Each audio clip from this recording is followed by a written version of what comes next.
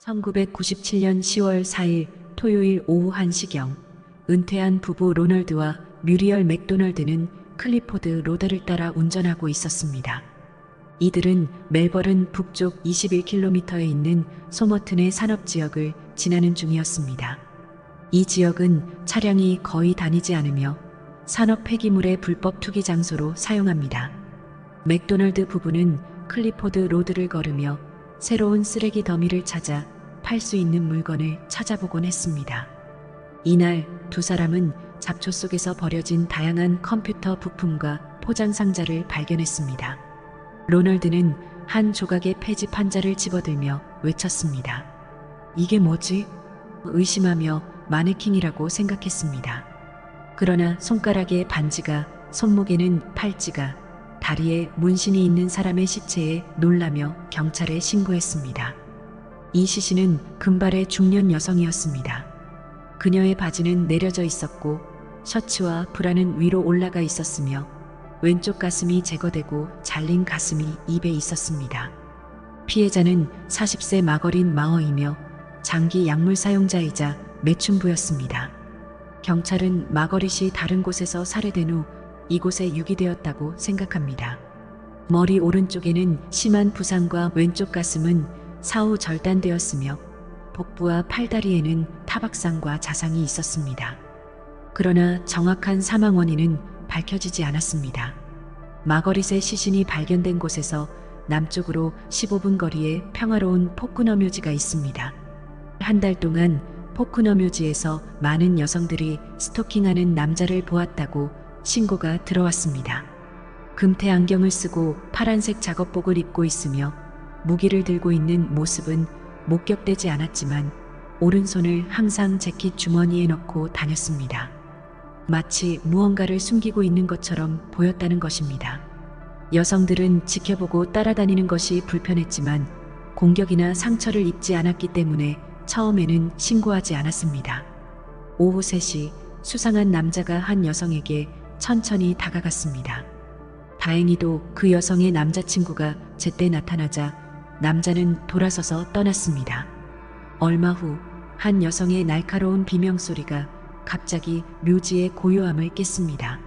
소리는 북쪽에 있는 그리스 정교회 기념비 방향에서 들려왔습니다. 1분도 채 되지 않아 그 소리는 점점 잦아들었고 낮은 신음소리로 끝나며 묘지는 다시 고요해졌습니다. 그날 오후 6시 45분 안젤로 고르제브스키는 퇴근 후 집에 도착했을 때 유난히 조용하다는 것을 알았습니다. 그의 25세 약혼녀 멀시나 할바기스는 그 시간에 집에 있어야 했습니다. 그들은 함께 저녁을 먹으러 나갈 계획이었지만 그녀의 흔적은 보이지 않았습니다. 새벽 4시 30분까지 멀시나는 돌아오지 않았습니다. 안젤로는 멀시나가 할머니의 묘지에 기도하고 꽃을 놓기 위해 포크너 묘지에 갔던 것을 떠올렸습니다. 그녀가 아직도 묘지에 있는 것일까요? 안젤로는 서둘러 묘지로 향했습니다. 묘지는 닫혀 있었지만 멀시나의 차는 주차장에 있었습니다. 안젤로는 경찰에 신고하고 멀시나의 할머니 묘지로 안내했습니다. 할머니의 묘지에서 멀지 않은 두 묘비 사이에 멀시나의 시신이 발견되었습니다. 그녀의 상의는 머리 위로 올라가 있었고 가슴은 심하게 베어 있었습니다. 땅 바닥과 묘비에는 혈흔이 가득했습니다. 현장에 떨어진 꽃, 안경, 신발은 그녀가 필사적으로 저항했음을 보여주었습니다. 부검 결과 멀시나는 총 85개의 자상을 입었고 목, 복부, 팔다리에 상처가 분포되어 있었습니다. 사망 시각은 11월 1일 오후 4시 이전이었습니다. 현장의 흔적으로 볼 때 범인은 범행 후 피투성이었을 것입니다. 경찰 조사 결과 목격자는 없었습니다. 범인은 범행 후 매우 짧은 시간 내에 주차장으로 달려가 차를 타고 도망갔을 가능성이 큽니다. 경찰은 범행 현장의 모든 덤불과 풀을 철저히 조사했지만 범죄와 관련된 단서를 찾지 못했습니다. 멀시나의 가족은 비통해하며 대중에게 도움을 호소했습니다. 그날 묘지를 방문한 몇몇 관광객들이 비명을 들었다고 말했습니다. 또한 몇 주 동안 묘지를 방문한 여러 여성들이 스토킹하는 남자를 보았다고 말했습니다. 경찰은 이 사람이 멀시나의 살인자일 가능성이 높다고 판단했습니다. 경찰은 스토커의 몽타주를 공개하고 100만 달러의 보상금을 제시했습니다. 사건을 계속 추적하며 여러 용의자를 조사했지만 모두 혐의가 없었습니다. 1년 반의 노력 끝에도 수사는 진전을 보지 못했습니다. 마거릿의 비극적인 죽음의 조사도 교착 상태에 빠졌습니다. 1999년 4월 19일 리나 호프만과 친구 니콜 패터스는 니콜의 집에서 저녁 식사를 약속했습니다. 28세의 니콜의 집은 스튜디오로도 사용되었습니다. 그러나 리나는 약속 시간에 늦었습니다. 그녀는 니콜에게 늦을 것이라고 메시지를 보냈지만 니콜에게서 아무런 답장이 오지 않았습니다. 저녁 7시 리나는 니콜의 집에 도착하여 초인종을 눌렀습니다. 문 뒤에서 니콜에게가 짖기 시작했지만 니콜은 문을 열지 않았습니다. 리나는 몇 번 더 초인종을 눌렀지만 니콜은 여전히 나타나지 않았습니다. 걱정이 된 리나는 집 안으로 들어갔습니다. 방 안에 불은 켜져 있었고 라디오에서 음악이 흘러나오고 있었으며 니콜은 서재 바닥에 큰 대자로 누워 있었습니다. 니콜의 셔츠는 위로 말려 올라가 있었고 오렌지색 브래지어가 드러나 있었으며 손목에는 깊은 자상이 있었습니다. 하체는 벗겨져 있었고 팬티는 한쪽 발목에 감겨 있었으며 카펫은 피로 물들어 있었습니다. 니콜의 피부는 차가웠고 심장 박동은 느껴지지 않았습니다. 리나는 니콜의 오렌지색 브래지어가 비뚤어진 것을 보았습니다. 자세히 보니 그것은 오렌지색 브래지어가 아니라 노출된 지방 조직이었고 니콜의 가슴이 제거된 상태였습니다. 경찰이 도착한 후 니콜의 몸에는 총 27개의 자상이 발견되었습니다. 상처는 그녀의 등, 가슴, 복부 및 팔다리에 분포되어 있었으며 손에는 방어 자상이 있었습니다. 주요 동맥은 절단되지 않았고 집안에는 큰 혈흔이 발견되지 않았습니다. 현장에서는 절단된 가슴이 발견되지 않았습니다. 강제 침입의 흔적은 없었으며 뒷문과 모든 창문은 잠겨 있었습니다.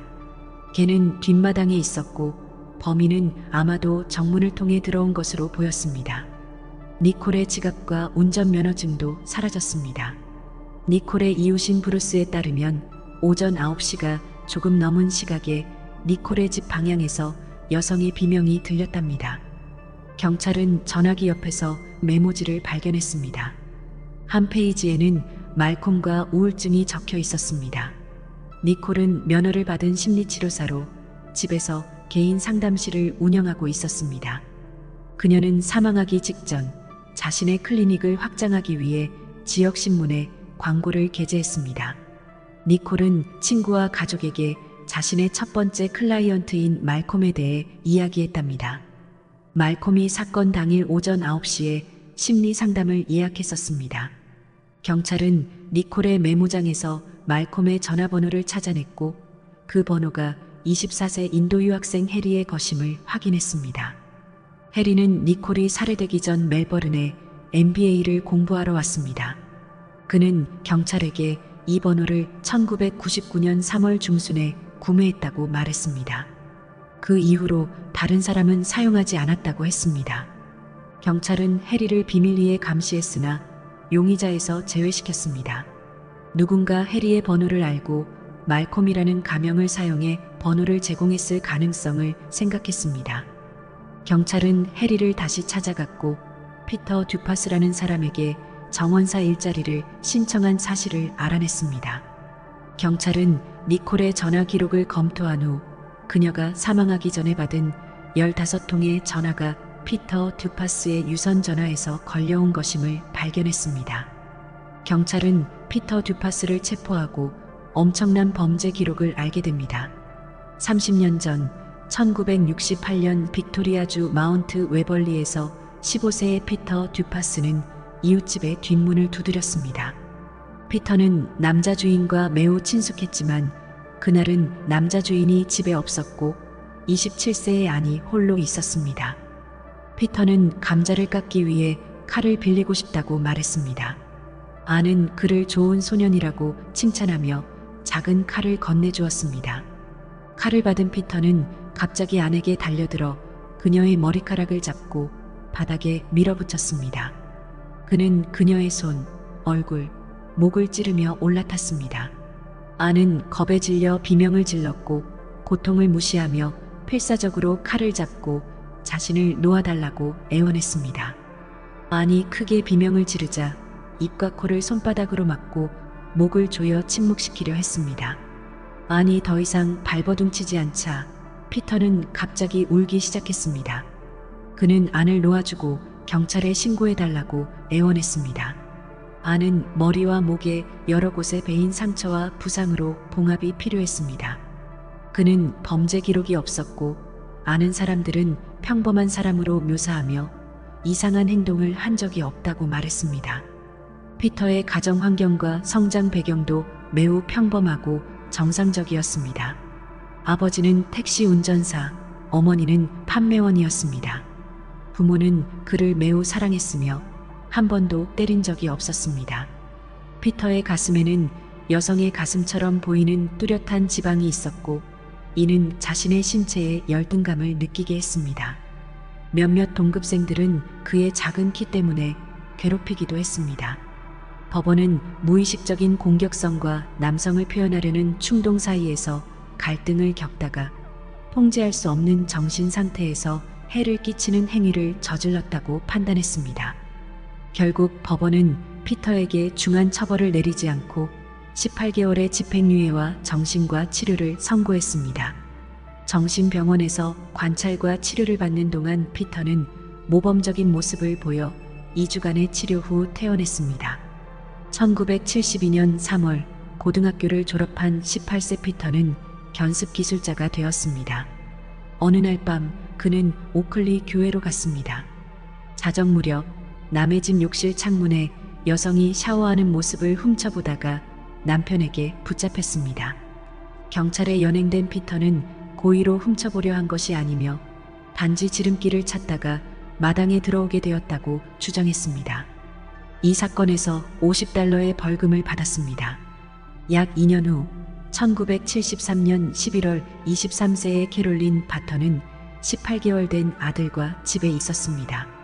그때 낯선 남자가 문을 두드렸습니다. 그는 도로변에 차를 가리키며 차가 고장나서 드라이버를 빌리고 싶다고 말했습니다. 캐롤린이 드라이버를 가지러 갔을 때 칼을 꺼내 들고 캐롤린의 아이를 미끼로 그녀를 강간했습니다. 사건 후 캐롤린은 경찰에 신고했습니다.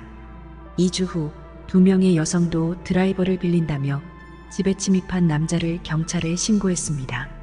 첫 번째 여성은 그 남자가 돈을 훔쳐 달아났다고 말했습니다. 두 번째 여성은 그녀의 남편이 곧 돌아올 것이라고 말했더니 남자가 떠났다고 했습니다. 범죄를 신고한 3명의 여성 모두 피터의 차를 알아보았습니다. 경찰은 피터를 찾아 경찰서로 연행했습니다. 21세의 피터는 절도와 강간 혐의로 기소되었습니다. 판사는 1968년에 피터가 이웃 안을 공격한 사건을 검토하며 즉흥적이지 않고 계획된 범죄라고 판단했습니다. 경찰은 검사에게 보낸 보고서에 피터 듀파스가 매우 위험한 청년이라고 썼습니다. 그가 효과적인 교정을 받지 않으면 계속해서 여성들을 범할 것이며 심지어 피해자의 죽음을 초래할 수도 있다고 경고했습니다. 피터는 범죄를 인정하지 않았고 계획적인 범죄였다는 것도 부인했습니다. 정신과 검진에서도 피터의 특정 정신 문제를 확인할 수 없었고 진단은 불특정 성심리 문제로 내려졌습니다. 피터 듀파스는 결국 3건의 주거침입 혐의와 강간 혐의로 9년형을 선고받았습니다. 교도소에서 피터는 평범하게 행동하며 재범하지 않을 자신감을 표현했습니다. 그의 부모도 피터를 믿고 조속히 석방되기를 희망했습니다. 1979년 9월 형기의 절반을 복역한 후 가석방되어 부모님 집에서 정신과 치료를 받도록 했습니다. 피터가 석방된 지 얼마 되지 않아 맥내 해변 마을의 캠프장에서 몇몇 어린 소녀들이 공중화장실에서 목욕을 하던 중 남자가 화장실에서 그들을 훔쳐보고 있는 것을 발견했습니다. 한 소녀가 비명을 지르자 남자는 도망쳤습니다. 이후 경찰은 2건의 비슷한 신고를 더 받았습니다. 경찰은 캠프장에서 잠복하여 피터가 여성들을 훔쳐보는 것을 목격하고 체포했습니다. 피터는 훔쳐보기를 부인했지만 결국 폭행 혐의로 기소되어 $140의 벌금을 물었습니다. 11월 9일 저녁 공중화장실에서 니나 캐든이 화장실에서 나가려 할 때 후드로 얼굴을 가린 남자가 칼을 들고 협박했습니다. 그는 니나를 화장실 칸으로 다시 밀어넣고 강간했습니다. 11월 18일 밤 9시 도로변을 걷던 도로시 엘모어는 후드를 쓴 남자에게 붙잡혀 공터로 끌려갔습니다. 남자는 도로시에게 비명을 지르면 죽이겠다고 경고했습니다. 공터에 도착하자 남자는 칼을 들고 도로시에게 올라타 카디건을 벗기려 했지만 도로시는 저항하며 비명을 질렀고 남자는 결국 도망쳤습니다. 도로시는 왼쪽 가슴에 자상을 입어 열레바늘을 꿰매야 했습니다. 다음 날 밤 철도 선로를 따라 걷던 아만다 폴즈는 마스크 쓴 남자에게 붙잡혀 공터로 끌려가 강간당할 뻔했습니다. 아만다가 비명을 지르자 남자는 공격을 포기하고 도망쳤습니다.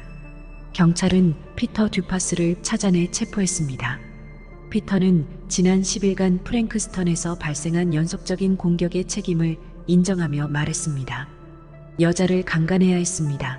저는 수년간 정신적 문제를 겪었고 강한 충동을 통제할 수 없었습니다. 저는 붙잡혀서 다행입니다. 그래서 더 이상 누구에게도 해를 끼치지 않을 것입니다. 경찰은 피터가 여성들을 반복적으로 공격한 것과 달리 남자와 대화할 때는 항상 소심하고 불안해 보였음을 발견했습니다. 그는 눈을 피하고 어깨를 구부리고 복종적인 태도로 말했습니다. 정신과 의사들은 피터가 내성적이고 소심하며 외롭고 자존감이 낮으며 부모와 남자 앞에서 존재감을 느끼지 못한다고 판단했습니다. 여성들을 겁주면서 자신의 우울함과 낮은 자존감을 해소하고 권력감을 찾으려는 행동이라는 것입니다. 피터 듀파스는 폭행, 의도적 강도, 악의적인 상해 및 강간 혐의로 유죄 판결을 받았습니다. 가석방 중에 여러 중죄를 저질렀으며 엄중한 처벌을 받아야 했지만 법원은 6년 반의 징역형을 선고했습니다. 1985년 2월 5년을 복역한 후 31세의 피터는 다시 석방되었습니다. 1985년 3월 3일 21세의 한나게스는 블레어고리 해변에 도착했습니다. 이때는 관광 비수기로 해변에 관광객이 많지 않았고 멀리서 몇몇 사람만이 보였습니다. 수영복을 입은 한나는 청바지를 입고 우통을 벗은 피터를 만났습니다. 피터는 천천히 다가가 대화를 시작하며 보라색 불가사리를 말하고 지금은 서핑에 적합하지 않다고 말했습니다. 한나도 경계를 풀고 그와 이야기를 나누기 시작했습니다. 그런데 갑자기 그녀의 목을 감싸고 칼을 들이대며 저항하면 죽이겠다고 경고했습니다. 피터는 한나에게 해변에 눕도록 명령했습니다. 한나는 공포에 질려 비명을 질렀고 손으로 그녀의 입을 막았습니다. 대치 중에 칼이 모래 위로 떨어졌습니다. 한나는 칼을 잡으려 했지만 어리석은 짓을 하지 말라며 그녀를 강간했습니다. 지나가던 두 남성이 한나를 발견하고 방금 겪은 일을 그들에게 말했습니다. 두 남성은 범인을 찾아 나섰으며 경찰은 피터를 체포했습니다. 피터는 처음에는 한나를 강간한 것을 부인하며 합의에 의한 것이라고 주장했지만 여러 증거 앞에서 결국 범죄를 인정했습니다. 피터는 법정에서 강제추행과 강간 혐의를 인정했습니다. 법원은 거리에서 걷는 시한폭탄과 같아 다른 사람들에게 큰 위협이 되며 이번에는 엄중한 처벌이 필요하다고 판결했습니다.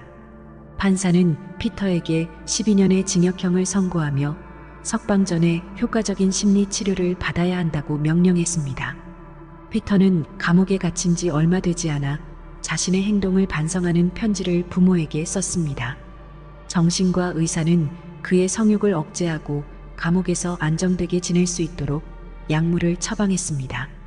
의사는 장기적인 심리 치료를 제공하려 했지만 피터는 지름길만을 찾으려 했고 장기적인 치료에 인내심이나 동기가 없었습니다. 결과적으로 심리 치료는 거의 효과가 없었습니다. 52세의 정신과 간호사 그레이스 맥코넬은 피터가 복역하는 동안 도와주기 위해 찾아왔습니다. 그녀는 피터보다 16세 연상이었고 처음에는 어머니 같은 인물로 보았지만 시간이 지나면서 피터는 그녀에게 사랑을 느끼기 시작했습니다. 피터는 그레이스에게 자아에서 벗어나 정상적인 사람이 되도록 노력할 수 있다고 말했습니다. 그레이스도 그 말을 믿으며 가까워졌습니다. 피터가 다른 교도소로 이감될 때 그레이스는 정기적으로 방문하기 위해 함께 이주했습니다. 새로운 교도소에 도착한 후 피터는 그레이스에게 청혼했습니다. 그레이스는 놀랐습니다. 그녀는 모자 관계로 느꼈으며 연인 간의 사랑은 없다고 생각했습니다. 그러나 그레이스는 사회의 유용한 구성원이 되도록 도와야 하는 도덕적 책임을 느껴 청혼을 받아들여 감옥에서 결혼했습니다. 피터는 결혼을 핑계 삼아 가석방을 신청하기 시작했습니다. 그녀가 자신의 곁에 있다면 다시는 성범죄를 저지르지 않을 것이라고 주장했습니다. 또한 사회에 적응할 수 있는 프로그램에 참여하여 묘지와 재활용 처리장에서 일할 수 있도록 임시 출소를 승인받았습니다. 동시에 자신의 조립 및 기계 가공 기술을 되찾기 위해 직업 훈련 과정에도 참여했습니다. 1992년 12년형 중에서 7년을 복역한 후 가석방되었습니다. 가석방 후 그레이스와 함께 우드라는 작은 마을에 정착했으며 지역사회는 그의 범죄 이력을 알지 못했습니다. 피터는 도로 유지 보수 일을 얻었고 그레이스는 청소부가 되었습니다. 그는 취미가 없었고 아무것도 관심이 없었으며 여가 시간의 대부분을 텔레비전을 보며 보냈습니다. 그레이스는 성생활을 의무감으로 협조하는 일상적인 것으로 묘사했습니다. 피터는 이상한 성적 성향을 보이지 않았고 일반적으로 예의 바르고 성격이 좋은 사람으로 보였습니다. 우울할 때 누구를 공격하지 않고 그저 앉아서 멍하니 앞을 바라보곤 했습니다. 또한 깊은 생각에 잠겨 있었고 때때로 이유를 설명하지 않은 채 땀을 흘리고 떨기 시작했습니다. 그레이스는 피터를 개선하는 데 성공했다고 믿었습니다. 피터는 1년의 가석방 시험 기간을 통과하여 자유의 몸이 되었습니다. 1994년 1월 3일 월요일 루시 아이언스는 친구들과 어울리고 있었습니다. 이때 루시는 혼자 여성 화장실에 갔습니다. 갑자기 누군가가 화장실 문을 열려고 했습니다. 루시는 재빨리 손으로 문을 막고 안에 사람이 있다고 신호를 보냈습니다. 그러나 그 남자는 떠나지 않았고 긴 손잡이의 칼을 문틈으로 내밀며 후드를 쓴 남자가 억지로 들어오려 했습니다. 루시는 저항할 수 없었고 그녀의 손바닥과 손가락이 칼에 베어 피가 흐르기 시작했습니다. 그녀는 공포에 질렸지만 침착함을 유지하며 공격자를 자극하지 않으려 노력했습니다. 남자는 칼을 그녀 얼굴 가까이에 들이대고 오른팔을 잡아 화장실에서 끌어냈습니다. 이때 남자의 태도가 갑자기 변하며 루시를 놓아주고 떠났습니다. 루시는 그가 파란색 포드 차량으로 걸어가는 것을 보았습니다.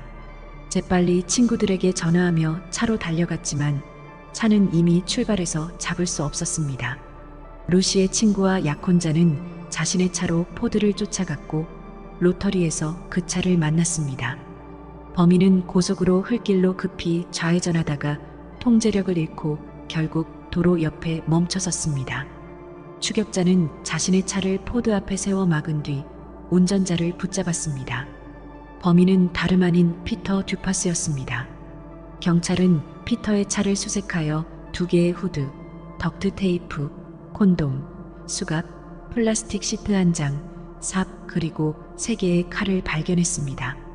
그중 하나는 루시의 피가 묻어 있었습니다. 피터는 변호사를 보기 전까지는 경찰과의 모든 질문에 답변을 거부했습니다. 검찰은 피터가 루시를 강간하려는 의도가 있었다고 믿었지만 강간 혐의를 제기할 수 있는 충분한 증거는 부족했습니다. 피터는 납치, 폭행, 강제추행 혐의를 피하기 위해 허위 감금죄를 인정했습니다. 재판은 1994년 11월에 열렸습니다. 판사는 피해자가 몇 분 동안만 구금되었다가 곧 풀려났다는 점을 고려하여 피터가 범행 도중 양심을 발견하고 자발적으로 범행을 중단했다고 판단했습니다. 결국 피터에게 3년 9개월의 징역형을 선고했습니다.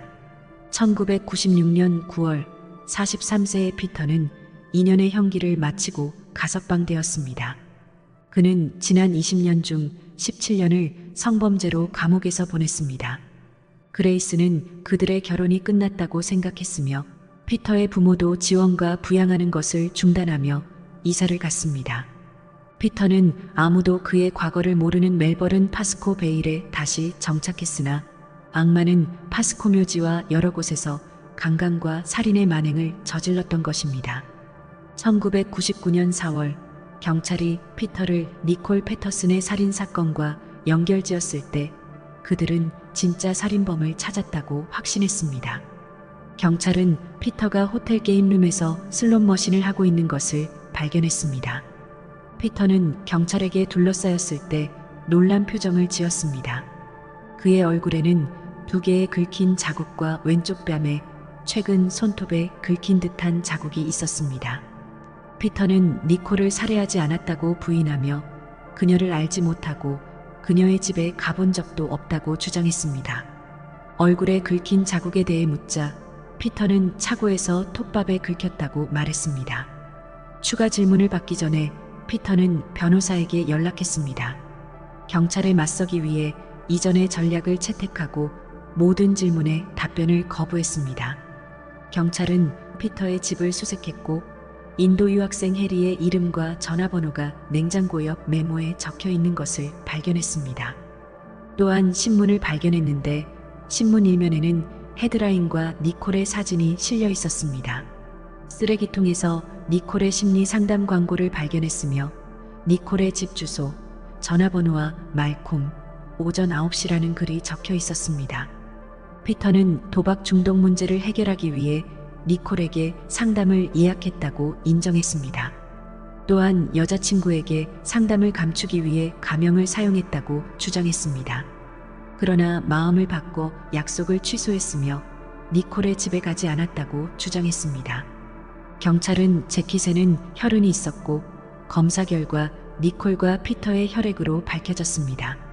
피터는 니콜이 살해되기 전에 주유소에 갔으며 감시 카메라에 재킷을 입고 있는 모습이 찍혔습니다. 피터는 재킷이 자신의 것이며 니콜이 살해된 아침에 재킷을 입고 있었다고 인정했지만 니콜의 피가 재킷에 어떻게 묻게 되었는지는 알 수 없다고 주장했습니다. 충분한 증거를 바탕으로 경찰은 피터를 니콜의 살인 혐의로 정식 기소했으나 피터는 유죄를 인정하지 않았습니다. 검사는 피터에게 니콜의 잘린 가슴, 그녀의 운전면허증과 지갑을 어디에 두었는지 물었습니다. 피터는 무슨 말씀인지 모르겠습니다라고 답했습니다. 배심원단은 3시간도 걸리지 않아 니콜 살인 혐의로 마침내 만장일치 악명 높은 악마에게 처벌을 내렸습니다. 결국 법원은 피터에게 가석방 없는 종신형을 선고했습니다. 피터는 30년 동안 여성을 해쳐왔으며 남은 생애를 감옥에서 보내게 될 것입니다. 경찰은 피터에게 더 많은 어두운 비밀이 숨겨져 있을 것이라며 수사를 이어나갔습니다. 멀시나가 살해되기 전에 피터에게 묘지에서 성추행 당했다고 나선 여성은 총 9명입니다. 피터는 멀시나 할바기스, 마가렛 마허 외에도 2명의 여성을 살인한 것이 추가로 밝혀져 종신형을 3번 선고받았습니다. 사람들은 피터의 반복적인 조기 석방에 분노를 표명하며 작은 범죄가 큰 비극으로 바꿔놓았다는 것입니다. 재범 가능성과 정신적으로 문제가 있는 범죄자는 철저한 관리가 중요한 것 같습니다. 시청해 주셔서 감사합니다.